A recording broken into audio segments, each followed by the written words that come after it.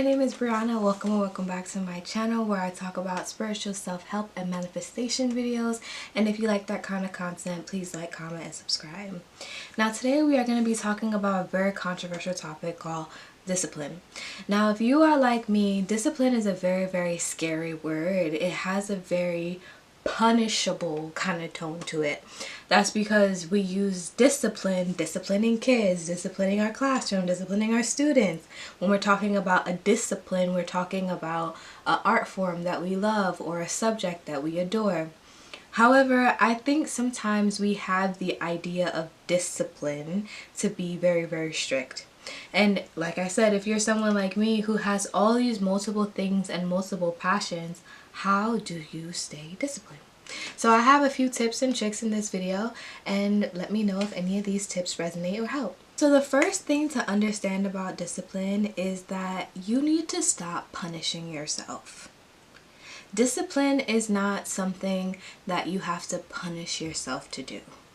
Discipline can actually be a reward.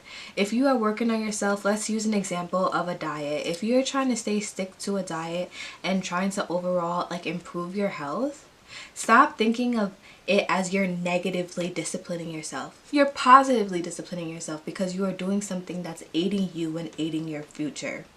I've noticed that sometimes this negative connotation of discipline makes it feel so weighty and so heavy on us, what makes us not want to do something that we're so passionate about. So if you miss a day of working out, being on your diet, working on your business, working on your passions, don't feel like you have to work extra 10 times harder the next day. After all, Rome wasn't built in a day, and if you needed a break, that means that your body actually needed to take a break. Something else that I learned about discipline is that soft discipline does exist, and sometimes soft discipline is better. In the manifestation community, we talk so much about how sometimes doing nothing is way better than doing everything. The reason being is sometimes we put so much pressure on our dreams, which means that we're putting so much pressure on the failure. When we are trying to project our dreams and we're working so hard, we don't realize that we actually feel a lot of internalized guilt and insecurity because we're trying to push so hard something that we think we may fail at. If you have a test, you study extra hard because you think that you may fail. If you want to buy a house, you save extra much to buy that house. And why that will help, sometimes it may not help. Sometimes you may study so much it jumbles up the information in your head, and when you get on the test, you're blank. Meanwhile, someone who barely studies passes the test. Soft discipline is a thing. Pushing yourself so hard and forcing yourself to do all of these things is sometimes pushing your dream further and further away from you. Another thing that I've learned about discipline is that we are habitual creatures. If you have a habit of doing something day to day, out and in, whatever the case is, and you're adding something new into your life, please stop beating yourself up if you cannot do it every single day. Oh my goodness. You have been, let's say you're in your 20s, hopefully you're in your 20s, you have been doing something for 25, 26 years, and then now you're trying to implement it differently. And yes, it's gonna go great for a few days, or maybe even a month, or maybe even 2 weeks, and then you fall off. You wanna know why? You didn't change your mindset. And you also didn't integrate this new practice sustainably.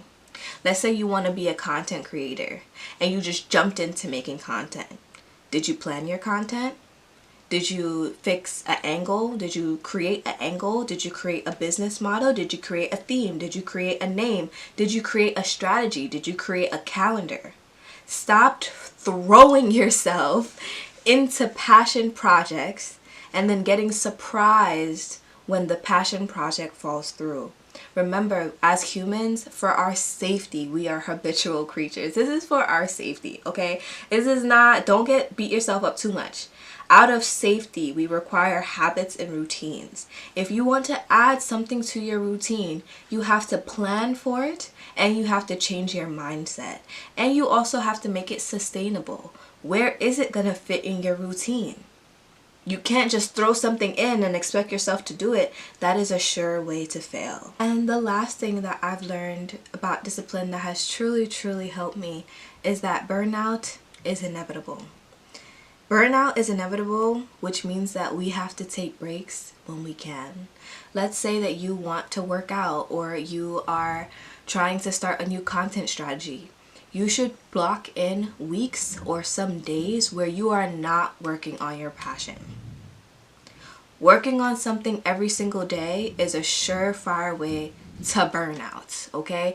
Not only are humans habitual creatures, but we also like a change up every now and then, okay? We like to do things differently. We like to have changes. We like to have gaps. We don't like to get bored when we're doing certain things, okay? So therefore, if you are adding something into your routine, make sure that you are creating days and weeks built into your schedule so that way you can sustainably continue working on your beautiful, beautiful passions and your beautiful, beautiful projects. For example, me, I like to content create. I also like to dance and I also like to roller skate. I got a lot going on. So therefore, I do my best to plan out one day a week or maybe even a whole week where I'm not exercising, when I'm not dancing, when I'm not focusing so hard on these things. You want to know why? Because like I said, burnout is inevitable. There are going to be days where you just don't feel like it. And guess what? That is okay.